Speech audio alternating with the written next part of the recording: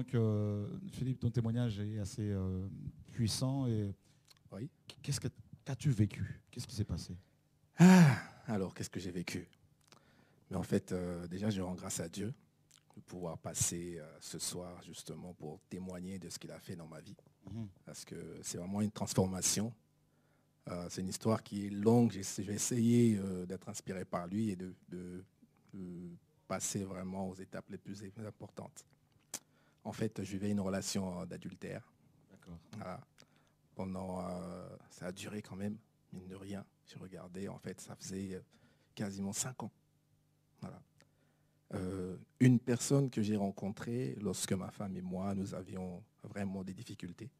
Voilà. Difficultés de couple, tout ça. Et bien sûr, la facilité a été évidemment d'aller voir ailleurs, voilà, à l'époque. Ce qui s'est passé, c'est que au fur et à mesure, je m'attachais à cette personne sans pour autant savoir réellement à qui j'avais affaire. Voilà. Je me suis attaché, bien sûr, en cachant cette relation à ma femme, en me disant que de toute façon, ces choses-là, voilà, ça ne se dit pas, en attendant que la situation s'améliore. Voilà. Or, en m'attachant petit à petit, je créais le fossé entre ma femme et moi.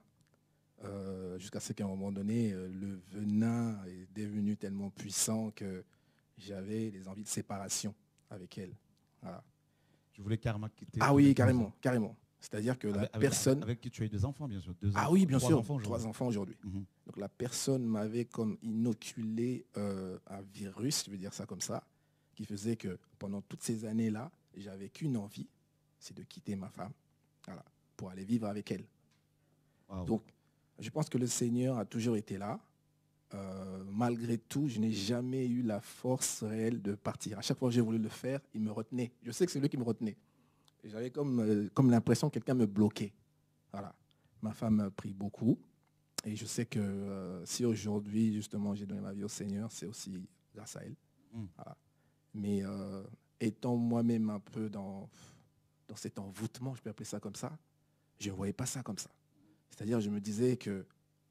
C'est-à-dire, je voyais les choses à l'envers. Je me disais, peut-être que pour la rendre libre, il fallait que moi, je parte. Voilà. Comme ça, je vis, entre guillemets, mon histoire avec la personne, bien comme il faut, au lieu de rester dans le mensonge, comme ça.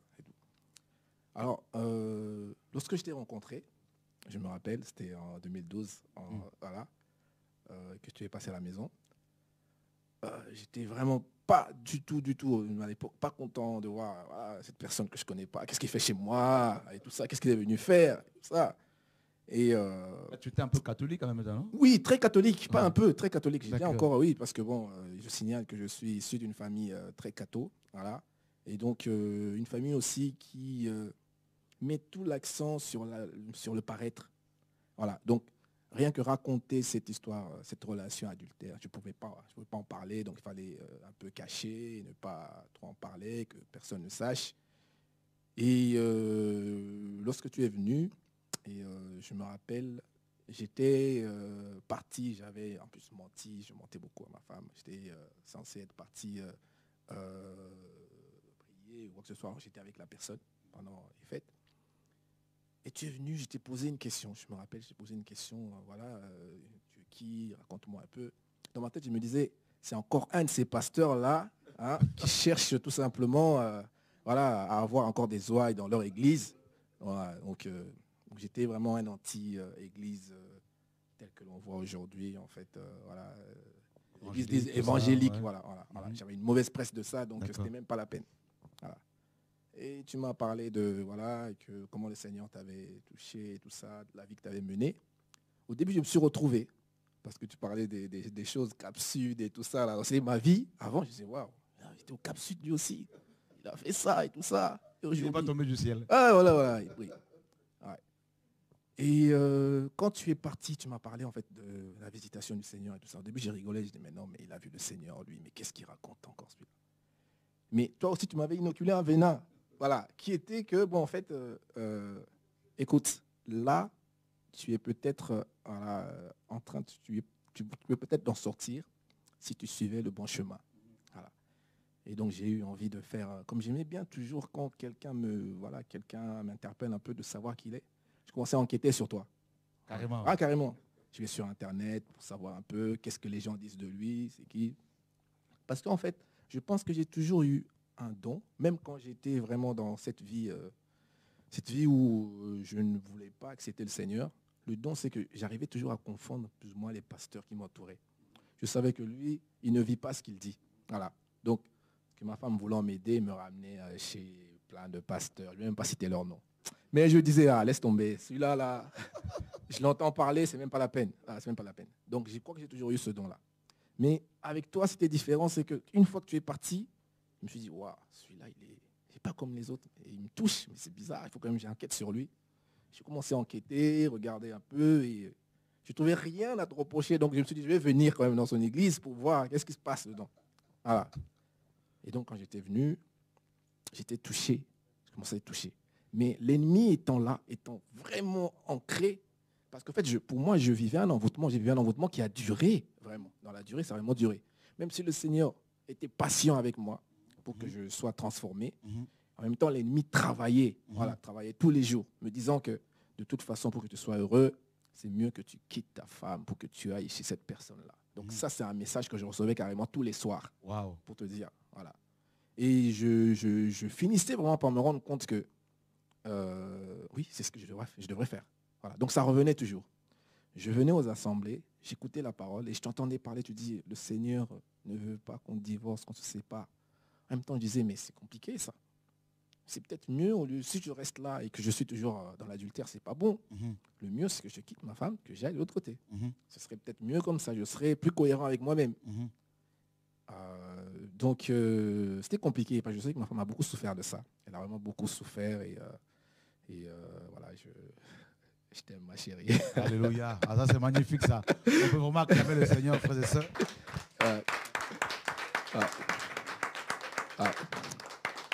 C'est ça qu'elle est connectée, là. Et ce qui est incroyable, c'est que cette personne que je pourrais même nommer aujourd'hui, cette sataniste, parce que c'est vraiment le cas, cette personne me suggérait toujours, à chaque fois que j'étais avec elle, me suggérait toujours des choses que je n'avais pas forcément envie de faire, mais je me sentais toujours obligé de le faire. Voilà. Oui, mais ça serait peut-être intéressant que cette année, tu décides de m'épouser carrément, voilà, pour qu'on se mette ensemble, tu vois, tout ça. Alors qu'elle savait que tu es marié. Ah ouais, ça va très très bien. Voilà. Quand est-ce que ça fait longtemps que tu es avec moi, tu me promets des choses et tout ça. Et donc, elle me suggérait ce sentiment de culpabilité que j'avais tout le temps. Je me disais, en fait, quand même, ça fait un bout de temps que je la fais croire que je vais me mettre avec elle. En même temps, je suis toujours à la maison. Et bien sûr, une relation sexuelle, voilà. Donc, j'étais un peu perdu, complètement perdu. De telle façon qu'à un moment donné, elle a fait en sorte que je ne puisse même plus regarder ma femme. Je ne regardais qu'elle. Voilà. Donc, ma femme, je sais qu'elle vivait ça avec de douleur. Le moment où elle pétait vraiment, excusez-moi le terme, mais voilà, elle était vraiment fâchée. Elle disait non, elle veut que je m'en aille. Maintenant, elle m'apprendra qu'en fait, à chaque fois qu'elle voulait me foutre dehors, le Seigneur l'a interpellé en disant non, il ne faut pas faire ça. Et moi, ce qui se passait, c'est qu'à chaque fois que je voulais partir, parce que je voulais vraiment partir plusieurs fois, le Seigneur passait par des personnes, vraiment, un exemple, je suis dans le train, je me dis, bon, ce week-end-là, je vais lui dire, je vais partir. Je suis assis, et la dame à côté de moi, comme Jean qui est là, elle est au téléphone. Elle est en train de dire, écoute bien la phrase, elle est en train de dire à la personne avec qui elle est au téléphone, tu ne peux pas quitter ta femme comme ça. Là, je dis, oui, je t'assure. Mais elle ne me regarde pas, elle parle au téléphone. Tu ne peux pas quitter ta femme comme ça, tu sais. Voilà, celle que tu crois être la personne que tu aimes, peut-être qu'elle est pire, elle est mauvaise et tout ça. Donc, tu as des enfants. Alors, pense à tes enfants et tout ça. Je me dis, waouh, elle me parle quoi là et tout ça. Et ce jour-là, franchement, je me suis dit, c'est incroyable. J'ai changé de place. J'ai dit, non, en fait, ça me gêne tellement ce qu'elle dit, je change de place. Et là, je vais m'asseoir à côté. Je vois un monsieur, en tout cas une dame qui parle non, c'était deux dames. Une dame qui parle à une autre dame, me dit, même si ton mari te quitte, il faut rester dans la prière. Je t'assure, c'est dans la prière. Voilà. Parce que les hommes, c'est toujours comme ça. Ils croient toujours trouver mieux ailleurs. Et tout ça. Je me disais, waouh. Donc ça me perturbait. Là. Je disais, non, c'est pas possible. Pourquoi on dirait qu'en fait, on parle à moi à travers ces personnes-là.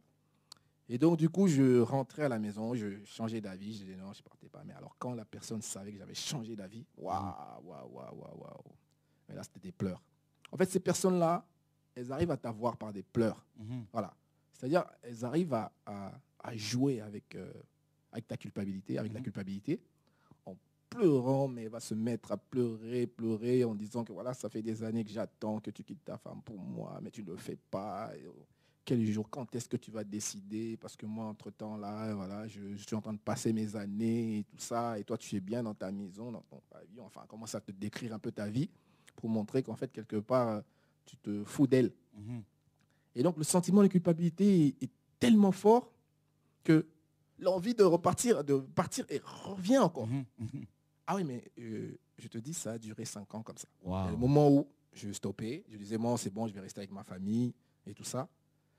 J'étais en prière, parce qu'en même temps, quand je venais prier, j'écoutais les enseignements et tout ça, je me disais, bon, et puis il faut à un moment donné quand même, tu arrêtes cette vie-là. C'est pas bon d'avoir un pied avec le Seigneur, l'autre pied, c'est pas bon, il faut vraiment quand même que tu te sanctifies, c'est pas possible que tu puisses continuer. Mais maintenant, les attaques commençaient à devenir plus fortes. Wow. C'est-à-dire que la nuit, je n'arrivais plus à dormir. C'est-à-dire quand je décidais de la quitter, la nuit, je te dis, toute la nuit, je ne pense qu'à elle. Wow. C'était incroyable. Il y avait une addiction, quoi. Une addiction qui faisait que je pense qu'à elle. Et donc, je ne comprenais pas. J'essayais de trouver, est-ce que c'est normal que ça se passe comme ça? Pourquoi j'ai toujours ces envies de toujours la voir, cette personne-là.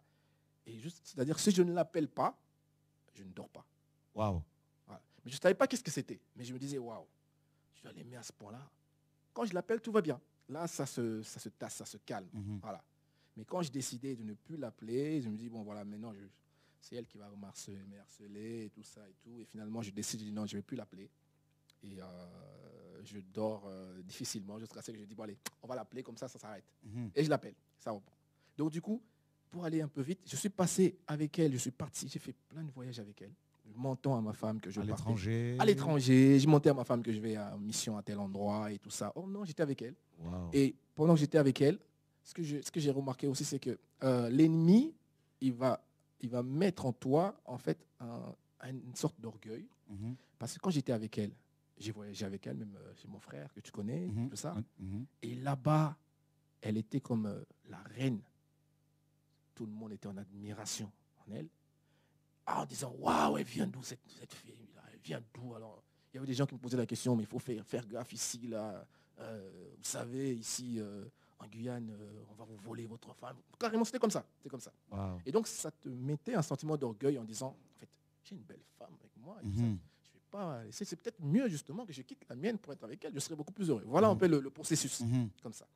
Et donc, quand je revenais, eh bien voilà, j'étais toujours tout le temps là. Et entre-temps, mes enfants, je les vois de temps en temps. Je vois un qui tombait malade souvent, Marvin. Tu ne comprenais pas pourquoi? Je ne comprenais pas pourquoi il tombait malade. Il avait des boutons qui revenaient tout le temps. On a été voir des médecins, on ne comprenait pas pourquoi il avait tous ces boutons qui revenaient à chaque fois. On a fait quasiment tous les hôpitaux de Paris. On a été en Belgique parce que ma femme, elle est belge. Donc on a été en Belgique aussi, les hôpitaux en Belgique pour essayer de voir. Mais on ne comprenait pas. On nous a dit, bon, ben, ça terminera tout seul quand elle aura un certain âge. En fait, la médecine, quand elle n'arrive pas à comprendre certaines choses, c'est ce qu'elle donne toujours comme explication. Et je sais qu'une fois, j'avais prié pour lui. En fait, entre-temps, le Seigneur m'a vraiment montré sa force, en tout cas. Mais j'étais tellement aveuglé que je ne voyais pas. Parce que quand tu avais prié pour Marvin, ce qui s'est passé, c'est quoi? C'est qu'un soir, mon fils il se réveille tout seul. Il va aux toilettes, les yeux fermés. Et là, il commence à déféquer dans ses habits. Tout. On ne comprenait pas. Il avait les yeux fermés. Voilà. On ne comprend pas ce qui se passe. Voilà. Et je me dis, mais il ne fait jamais caca dans ses habits. C'est quoi ça? Et à partir de là, c'était terminé. Sauf que, étant donné que moi, le papa, je n'avais pas fermé les portes, en fait, c'était une période où j'avais décidé de couper le pont. D'accord. Voilà. Mais cette personne arrivait toujours, à un moment donné, à m'avoir par les emails ou bien par le téléphone, souvent par le téléphone. C'est-à-dire que quand je l'avais au téléphone, c'était comme si j'avais reçu une charge. D'accord. Voilà. Qu'il fallait exécuter. C'était vraiment comme ça. Alors que je me disais, non, c'est terminé, je ne veux plus rien du tout. Il suffit que je l'ai au téléphone, ça va faire 2 ou 3 mois. Ah, ça y est, je dis non. Après, quand je vais la revoir, c'est comme si on ne s'était pas quitté. Wow. C'est comme si on ne s'était pas quitté. On dirait un film, en fait, qu'on stoppe de temps en temps pour que il se poursuive de temps en temps comme ça. Voilà. Et là, ma vie ne retombait encore, sa maladie. Mais je ne faisais jamais le rapprochement entre le fait de la fréquenter et la maladie de mon fils. Je ne faisais pas le rapprochement du tout. Je ne savais pas à qui j'avais affaire. Voilà. Et en tout cas, ce que je peux dire, c'est qu'à un moment donné, quand le Seigneur commençait petit à petit à me toucher, je commençais à faire des songes incroyables. Voilà. À ne pas toujours comprendre le sens. Je me rappelle, je suis parti au Congo. Je suis parti au Congo. En fait, elle était venue aussi à un moment donné au Congo, pour te dire. Voilà. Et au Congo, je pars à l'église l'église officie Pasteur Blaise.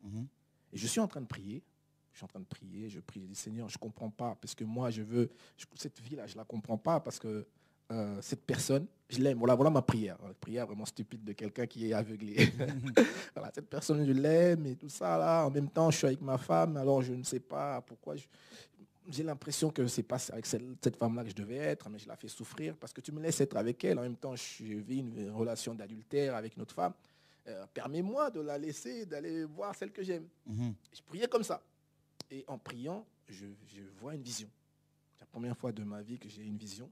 Wow. Et je la vois, la fille, toute nue, les jambes écartées, avec plein de vers de terre sur son sexe. Wow. Donc la vision était tellement claire. J'ai dit, waouh, qu'est-ce que c'est que ça? C'est quoi cette histoire-là? Je n'ai jamais vu ça. Mais le Seigneur est vraiment patient. Parce que malgré cette vision-là, l'esprit démoniaque me travaille toujours en disant, mais non, là tu es fatigué, là, il y a un truc que tu n'as pas bien vu, là, et tout ça. Et quand je rentrais, j'ai oublié un détail très important. C'est qu'à un moment donné, je suis parti avec elle en vacances dans le sud de la France. Et là, pour la première fois de ma vie, en fait, parce que j'avais fait une prière un jour, quand j'avais écouté le témoignage de Rafika, dont le mari est là, ce témoignage m'avait tellement frappé. Je disais, Seigneur, j'aimerais bien moi aussi goûter à une visitation, vraiment, je voudrais vraiment être visité. Voilà. Donc, malgré la vie que je menais, je parlais beaucoup à mon Dieu, en fait. C'est ce qui était étonnant. Je lui parlais tout le temps. Alors, j'ai vraiment goûté à ça, je me suis mis à genoux, j'ai vraiment goûté à cette visitation. Et 2 ou 3 mois après, donc je continuais toujours cette vie-là, je suis parti au sud de la France. La nuit, je dors, la fille, elle est à côté de moi. Et là... Tu es parti avec elle? Oui. D'accord. Ah oui, bien sûr. Elle était omniprésente. En fait, elle était devenue ma femme. Ok. Elle était devenue ma femme, carrément. Voilà. C'est-à-dire que je faisais plus de choses avec elle qu'avec ma propre femme. C'est ça qui est grave. Et là, en fait, j'ai reçu une visitation du Seigneur. Voilà, carrément. En fait, j'ai vu un grand livre. Il y avait un grand livre autour de moi, une pénombre comme ça. Et le livre en question était blanc. Il n'y avait rien marqué dessus. Et c'était à moi de... En fait, je recevais des choses et je devais remplir. J'attendais qu'on me donne les informations et je remplissais. Et là, je me suis dit, mais pourquoi je ne mérite pas ça? Mais pourquoi moi, avec tous mes péchés, là, on me dit de faire ça? Et subitement, j'entends comme dans mes oreilles, comme une trompette, en tout cas, le son d'une trompette, quoi, comme ça. Comme s'il fallait, qui annonçait la venue de quelqu'un d'important. D'accord. Voilà.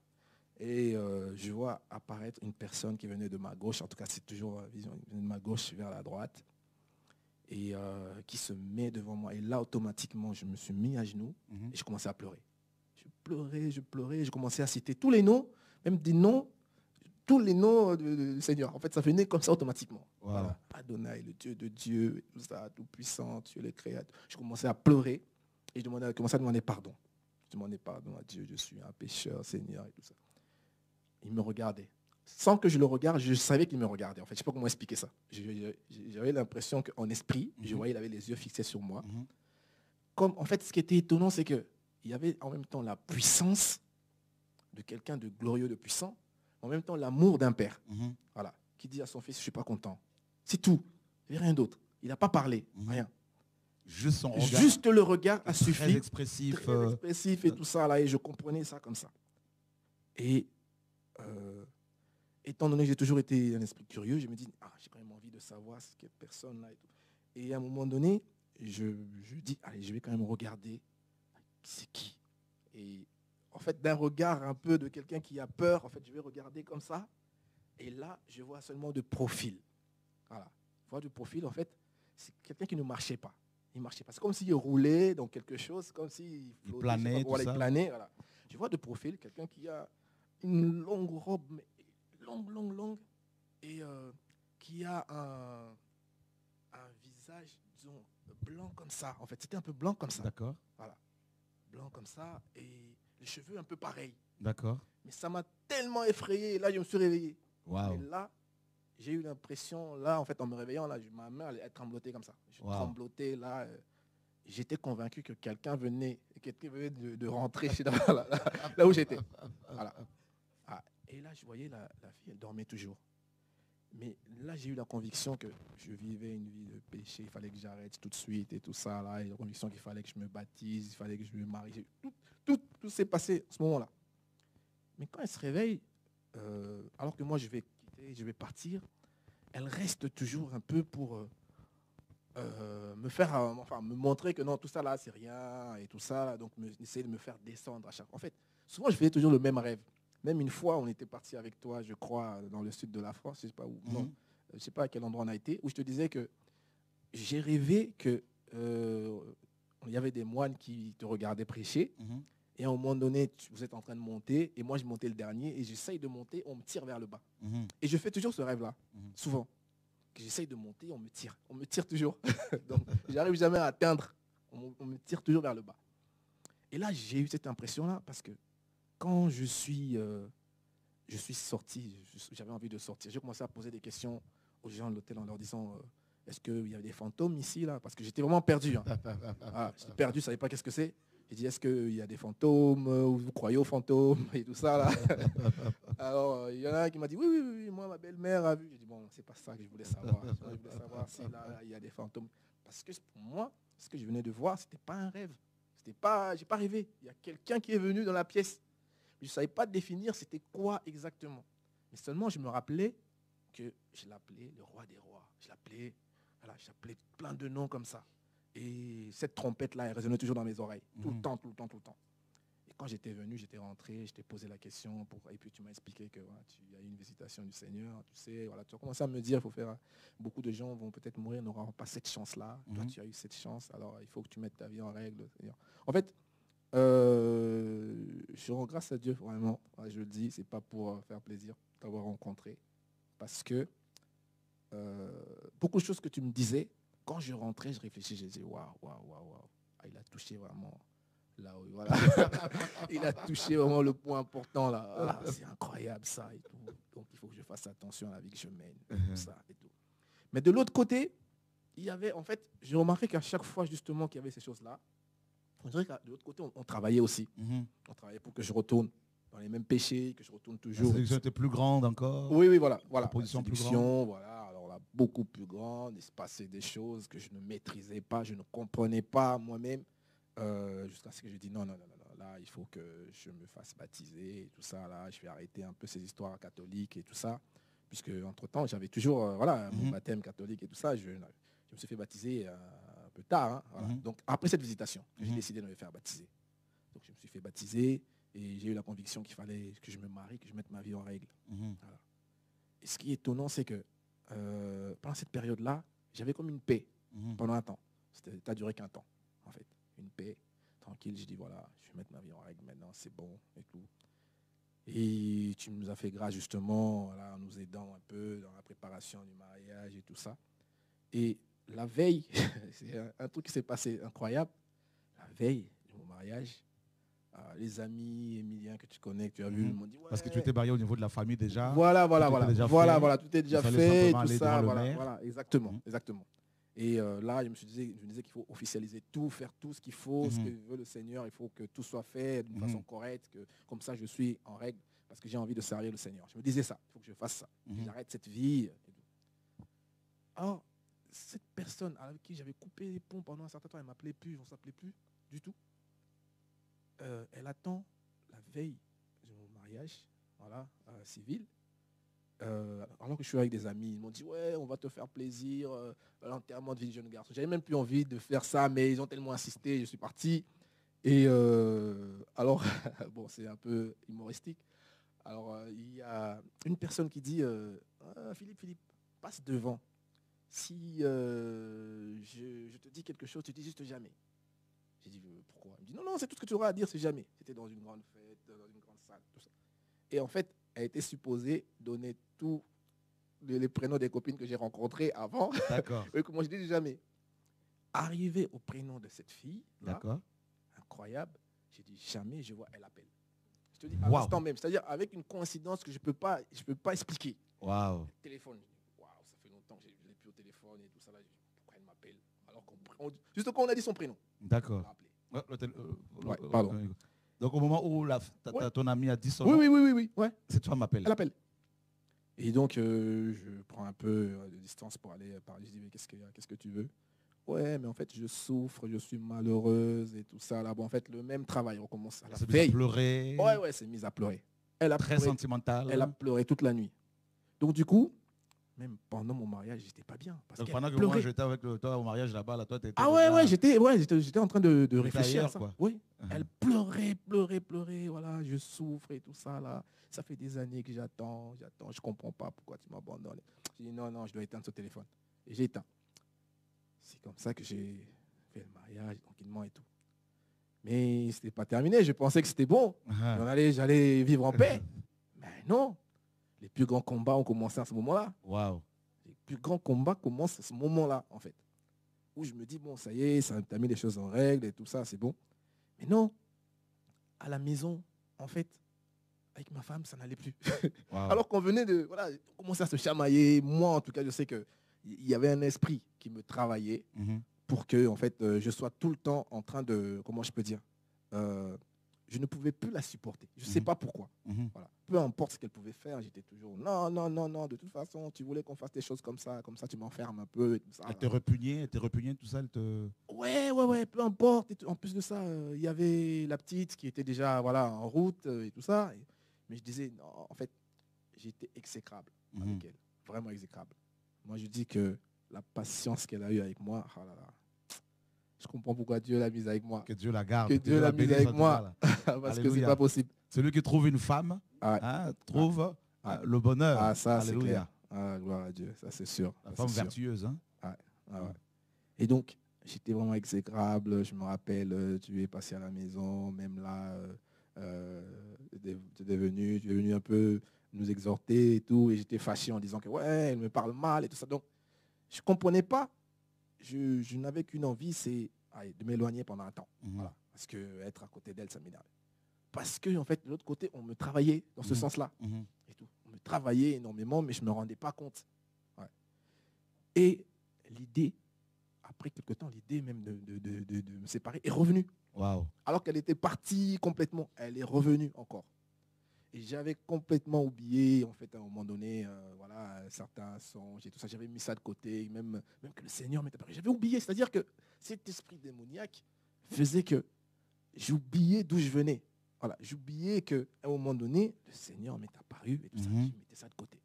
Et tu es là toujours en train de me dire, ton bonheur, c'est avec elle. C'est avec elle. Pas avec quelqu'un d'autre, c'est avec elle. Voilà. Et mon dernier fils, je pense qu'il a quelque chose du Seigneur. Parce que lui, il sent. Okay. J'ai toujours, peut-être pour ça qu'il a été frappé. Okay. Voilà. Parce qu'à chaque fois que je voulais faire quelque chose, même partir, quoi que ce soit, il sortait, il vient. Il dit, papa, que Dieu te bénisse là où tu pars. Ah là, je reste là, je dis, waouh, je suis en train d'aller faire des conneries avec une femme. Et il a quel âge? Il a 5 ans. 5 ans. Ouais. Marvin, mais c'est incroyable. C'est toujours comme ça.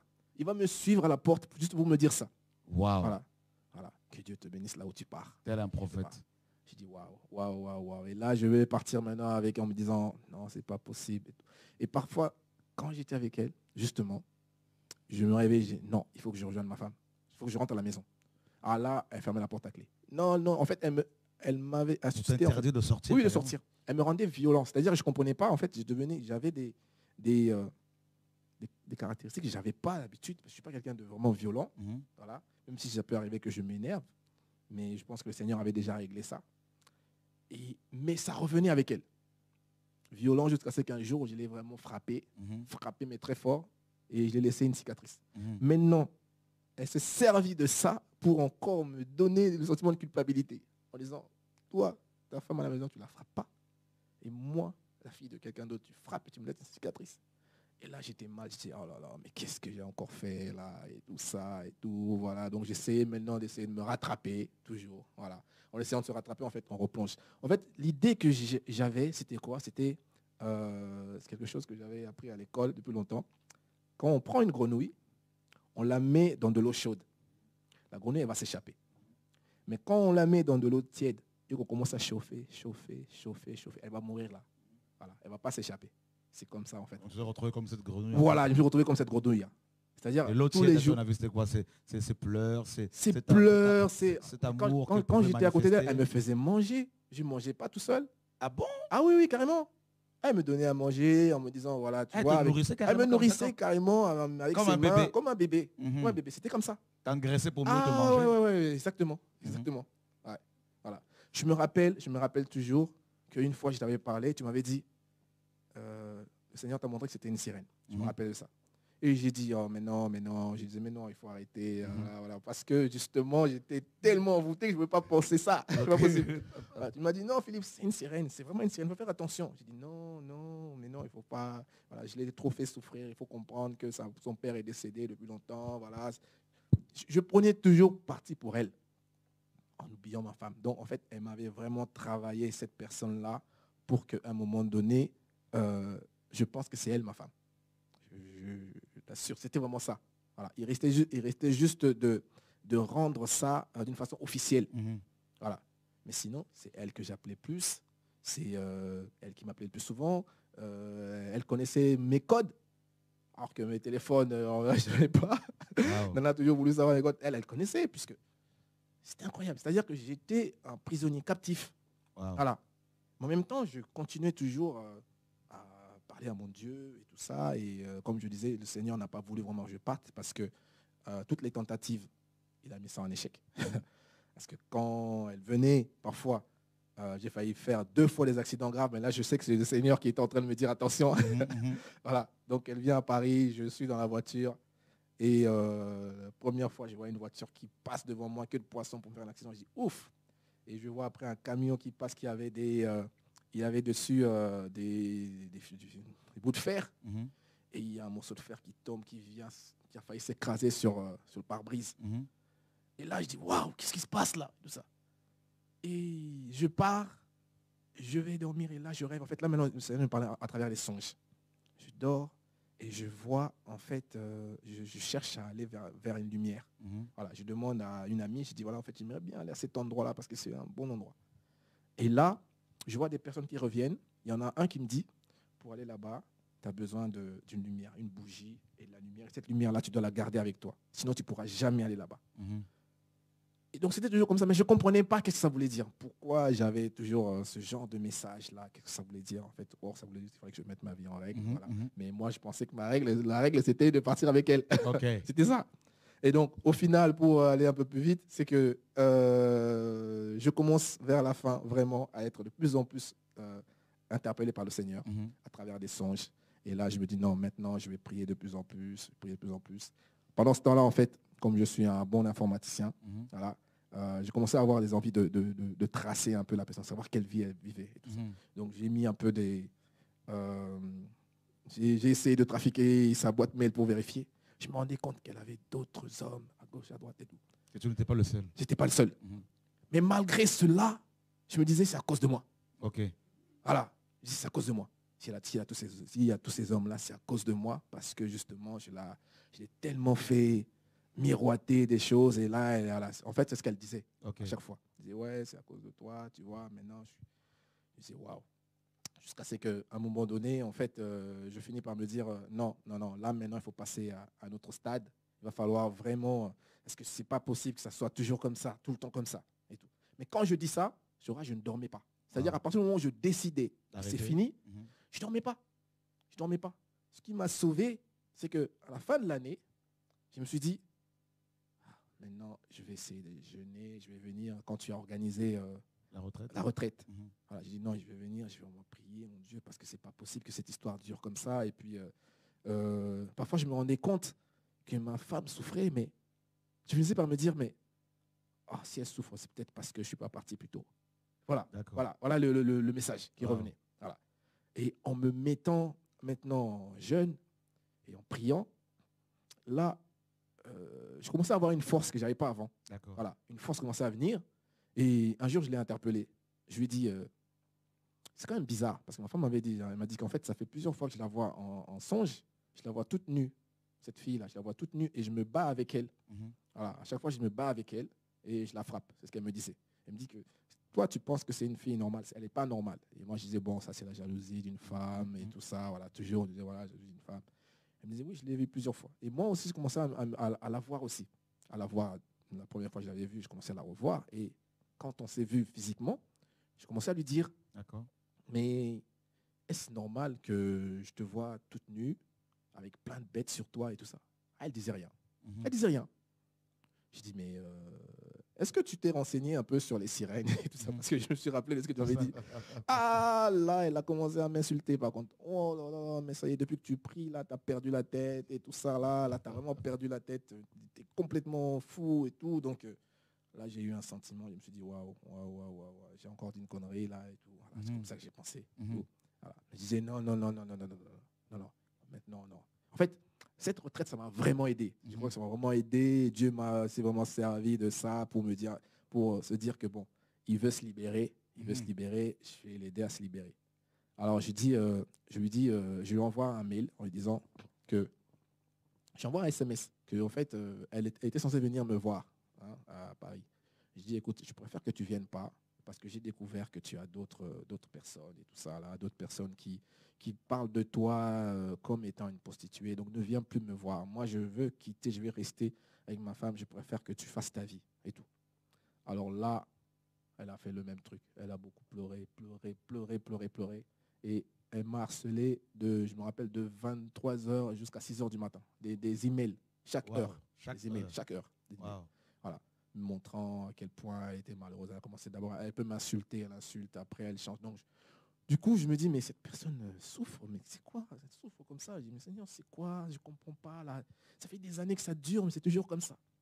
Et à la fin, pour bien m'avoir, elle dit que depuis que j'ai fait ça, en fait, sa maman est tombée dans le coma. D'accord. Sa mère est dans le coma et tout ceci, cela et tout. Et moi, évidemment, Seigneur, je viens de loin. Franchement, je viens de loin. Je viens vraiment d'être très loin. Donc, je finis par me dire, comme sa mère est tombée dans le coma, je vais quand même aller. Je vais aller voir ce qui se passe et tout. Je me déplace. Et en fait, en me déplaçant, elle ne savait pas que je venais.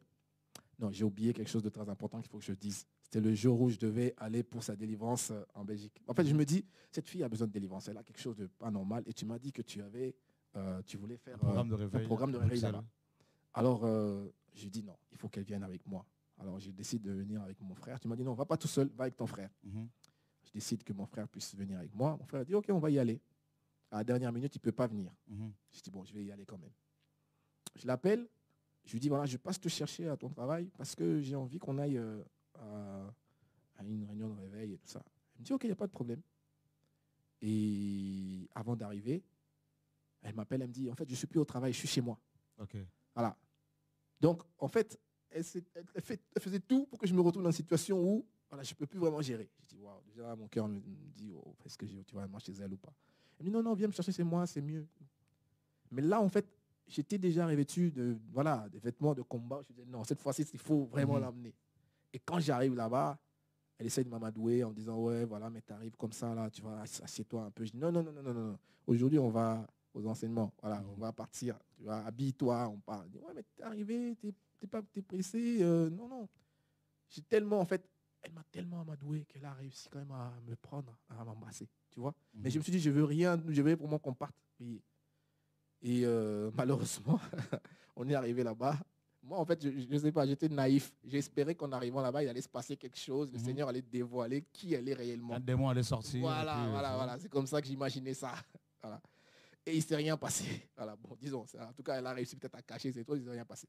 Mais après, j'ai dit, il faut quand même que je l'emmène chez le frère Chora. Je lui ai dit, attends, elle me dit, non, demain je travaille. Et tout ça, là, je suis super pressé, je dois partir. J'ai dit, non, mais attends un instant. Il dit, non, il faut que je parte, Voilà.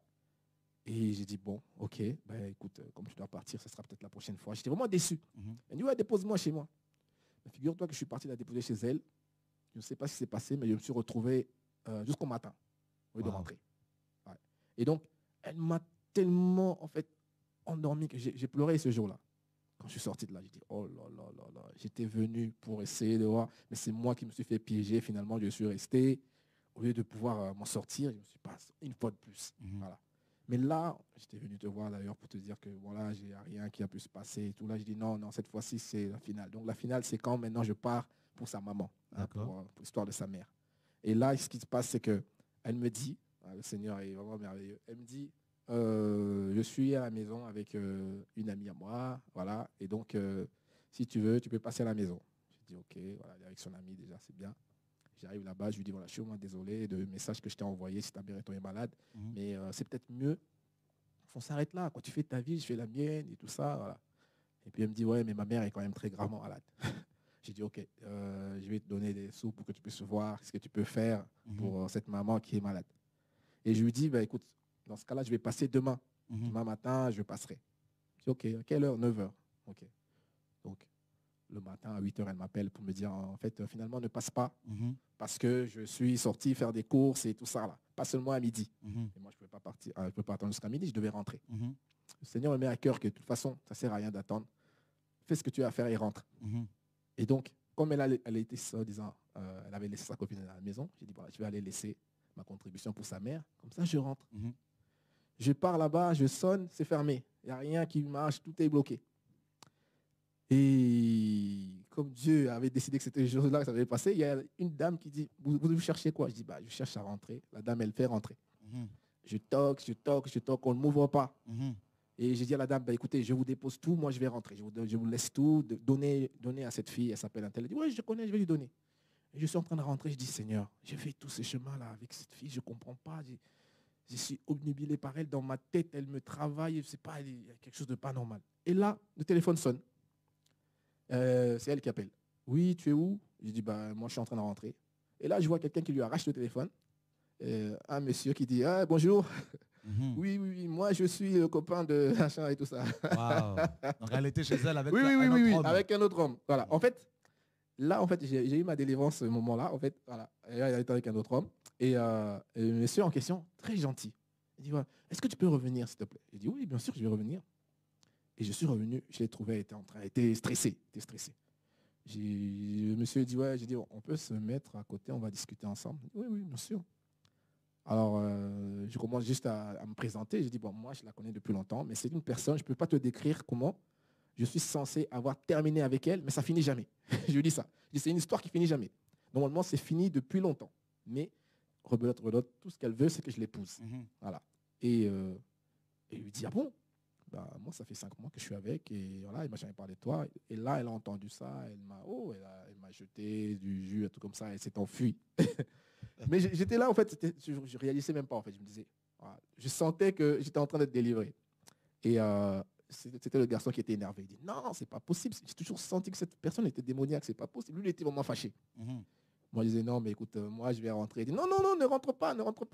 Il faut qu'on voit la personne qui me l'a présentée parce que moi, j'ai envie de savoir qui elle est. Parce que je ne comprends plus. J'ai dit, bon, ok. Et là, il va chercher un autre de ses amis qui l'a présenté à la fille. Il est supposé connaître la fille depuis l'âge de 12 ans. Et quand je décris la fille et tout ça, là, mais il me dit, mais c'est pas cette fille-là que je connais, c'est pas possible. C'est une crème. C'est une crème. Moi, je connais une crème qui souffre tout le temps, mais c'est pas celle-là qu'il est en train de me décrire. Mais c'est un garçon qui prie, hein, ce monsieur. Okay. En fait, il a dit deux mots, il a dit 2 mots qui m'ont délivré directement. Il m'a dit, mais tu as affaire à une Jézabel, en fait, mon frère. C'est une vraie Jézabel.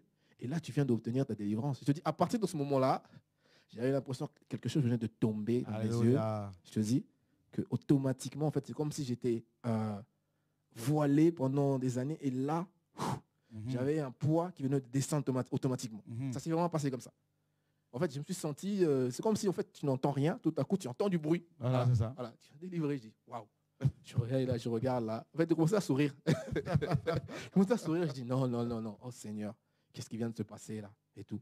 Et l'autre était fâché, il disait, non, je vais lui régler son compte. Mais moi, je n'étais plus dans ça. Je disais, je vais rentrer chez moi. Je vais rentrer chez moi, il y a ma femme qui m'attend. L'autre s'est rendu compte qu'il était Oui. manipulé. Lui aussi était manipulé, tout ça là, parce qu'il veut la même chose. En fait, elle veut tout la même chose, elle veut t'épouser. Au début, je ne comprenais pas trop pourquoi. Tu m'as expliqué après pourquoi. En fait, je suis rentré à la maison. Ah, j'ai glorifié le Seigneur. Je me disais, waouh, là, c'est pas vrai, je viens de loin et tout ça. Je suis passé directement aux enseignements. Et puis, j'ai attendu une journée et je fais asseoir ma femme. J'ai commencé à lui raconter. Elle était en pleurs, évidemment, parce que, en fait, là, je pouvais tout dit. Ah ouais, je lui ai tout dit. Je ne pouvais pas garder quoi que ce soit. En fait, en fait, je viens de comprendre que quand le Seigneur te délivre, tu ne peux rien garder. Amen. Tu ne peux rien garder. Ça doit sortir. Voilà. Tu sens qu'il là, réellement, là, je suis converti. À partir de ce moment-là, en fait, j'ai senti que là, c'est ma conversion.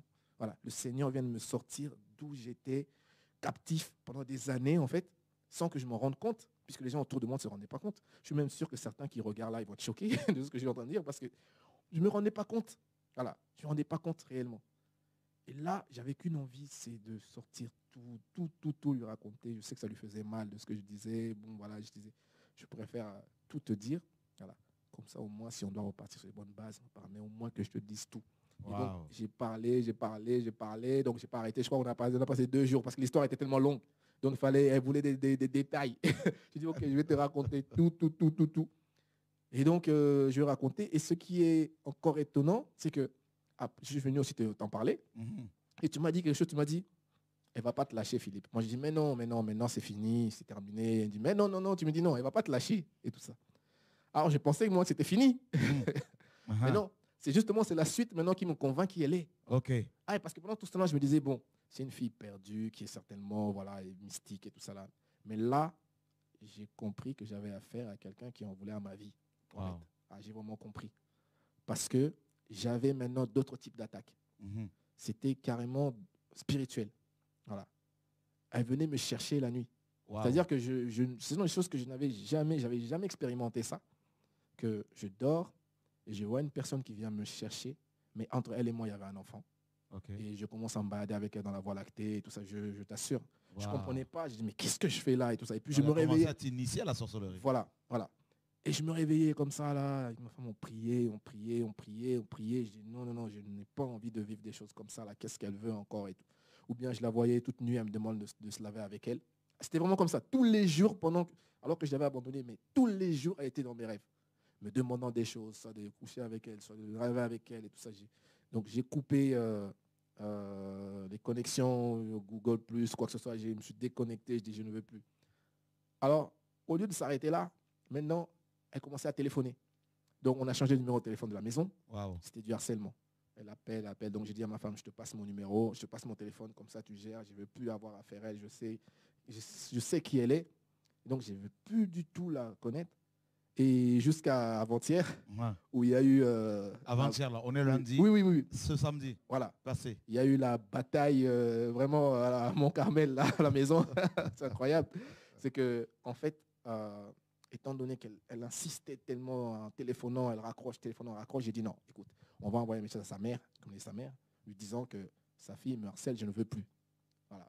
Et donc j'ai envoyé un message à sa mère disant, je ne veux plus avoir affaire à votre fille, qu'elle me laisse tranquille, je vous ai déjà dit que votre fille, elle doit être possédée. Je lui ai dit vraiment comme ça, elle doit avoir quelque chose, elle est chargée, je ne veux pas. Et en fait, elle, quand tu envoies un message à sa mère, ça l'excite automatiquement. Donc elle appelle maintenant, elle tombe sur ma femme, et elle lui dit, oui, je vais parler à ton mari, je vais parler à Inou. Et là, ma femme lui dit, et c'est ça qui m'a choqué, lui dit, la sirène, nous deux, on se connaît. On s'est déjà vu plusieurs fois dans le monde spirituel. Tu sais que je t'ai vu. Et là, elle ne dit rien.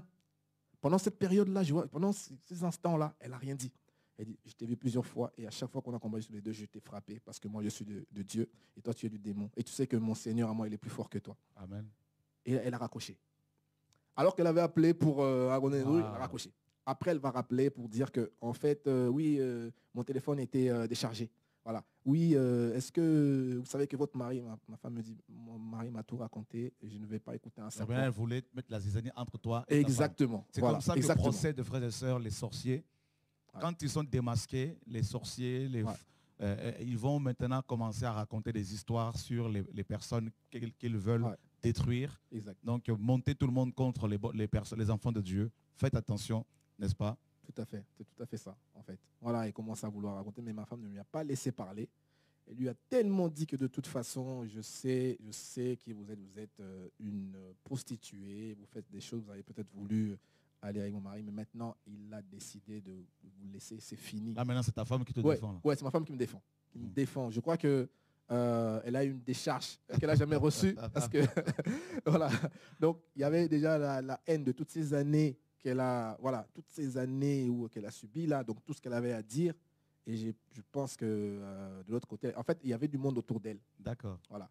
Mais ma femme disait, quand elle téléphonait, elle entendait des gens en train de dire « Oh là là !» parce qu'elle lui a tellement dit les vérités. Okay. Elle a dit « Je sais que tu travailles dans le monde spirituel, dans le monde satanique et tout ça. Là. Sache que mon Dieu à moi, il est plus fort que le tien. Voilà. Et tu as besoin de Jésus dans ta vie. Voilà. C'est Jésus qui peut te sauver. Voilà. Tu n'arriveras à rien faire. Maintenant, elle commence à dire les choses. Je vais vous montrer réellement ma sorcellerie. Wow. Voilà. Je vais m'en prendre à vos enfants. Voilà.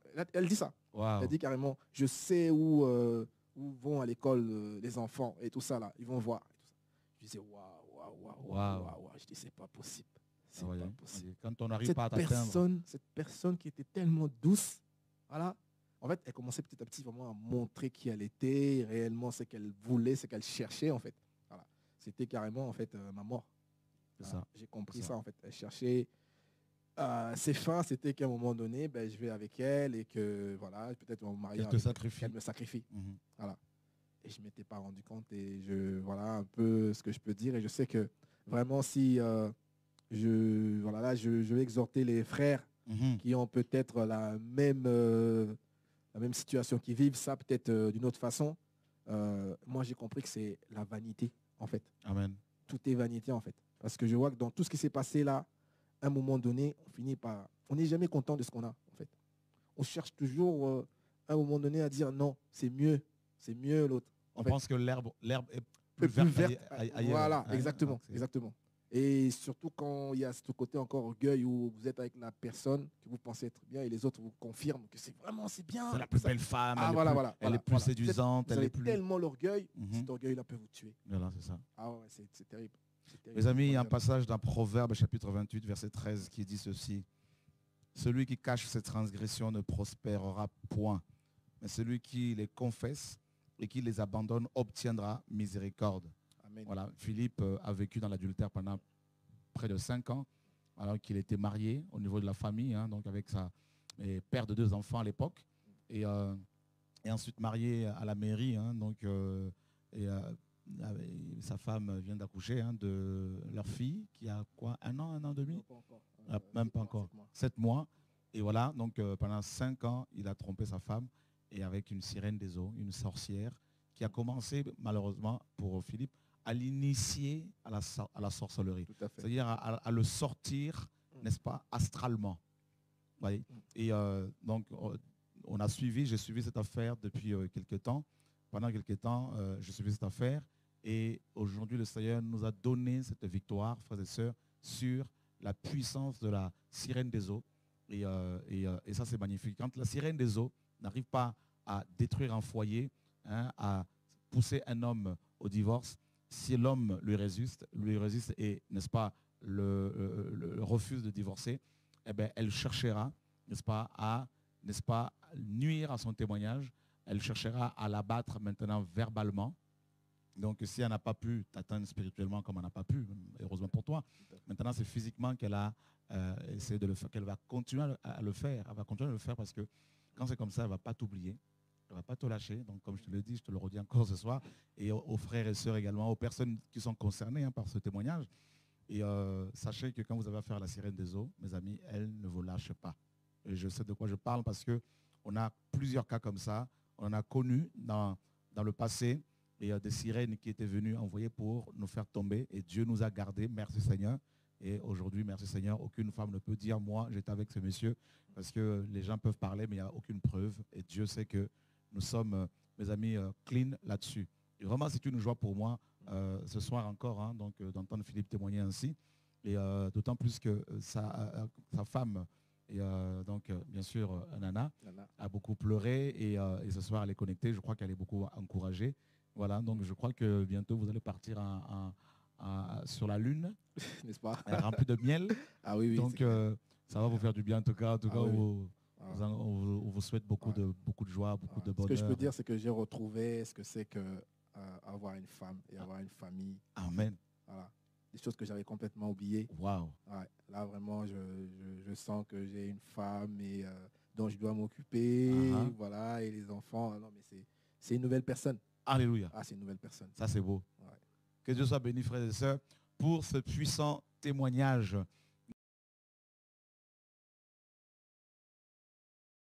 On ne peut pas se dire chrétien. Ça, c'est vraiment quelque chose que je voudrais, n'est-ce pas, sur lequel je veux appuyer, hein, donc notamment par rapport au divorce et au remariage. On ne peut pas se prétendre serviteur de Dieu et divorcer, se remarier et vouloir commencer une église, vouloir diriger une église. Mes amis, nous sommes, comme vous le savez, dans un temps de confusion. Voilà, totale. Où des gens divorcés et remariés, mes amis, étant chrétiens, j'entends par là, ils se mettent à diriger les églises, ils se mettent à prêcher, ils se mettent à faire l'œuvre. Et il y en a qui accusent leur femme de sorcière. Voilà pourquoi ils divorcent.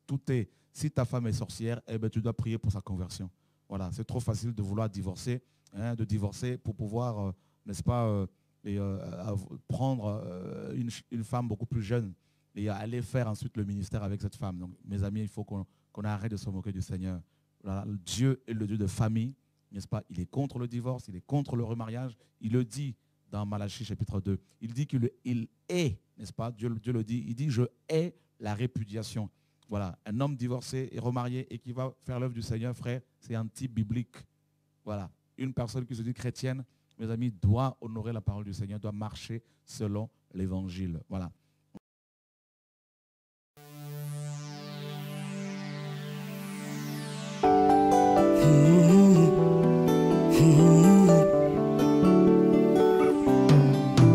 Que la crainte de l'Éternel soit sur nous. Que la crainte de l'Éternel soit sur nous. Que la crainte de l'Éternel soit sur nous. Oui, que la crainte de l'Éternel soit sur nous. Je veille sur mes actes, je veille sur tout ce que je fais.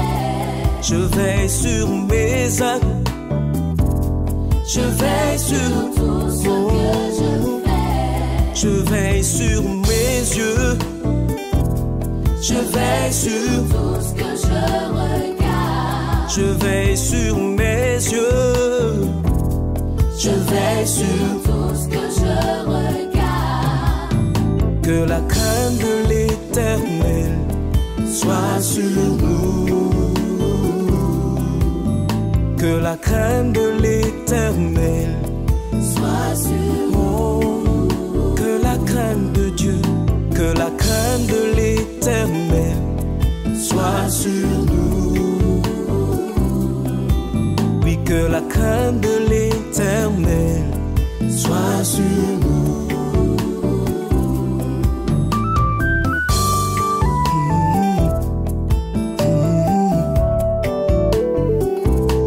Je veille sur mon cœur, je veille sur mes garde ton cœur plus que toute autre chose. Je veille sur mon cœur, je veille sur mes motivations. Car il n'y a chez l'Éternel ni iniquité, ni égard pour l'apparence des hommes, ni acceptation des présents. Il n'y a chez l'Éternel ni iniquité, ni égard pour l'apparence des hommes, ni acceptation des présents. Que la crainte de l'Éternel soit sur nous. Que la crainte de l'Éternel soit sur nous. Oui, que la crainte de Dieu, que la crainte de l'Éternel soit sur nous. Que la crainte de l'Éternel soit sur nous.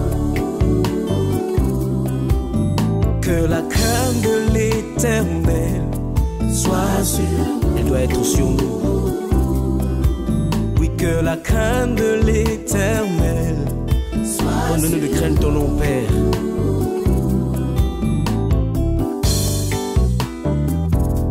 Yeah, yeah, yeah.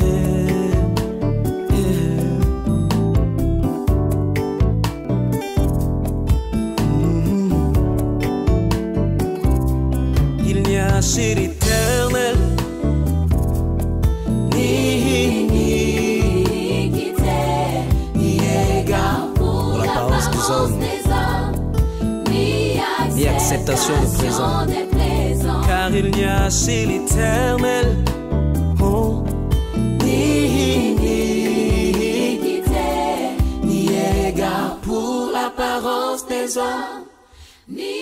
Que la crainte de ton nom soit sur mon cœur, Père. Au nom de Jésus.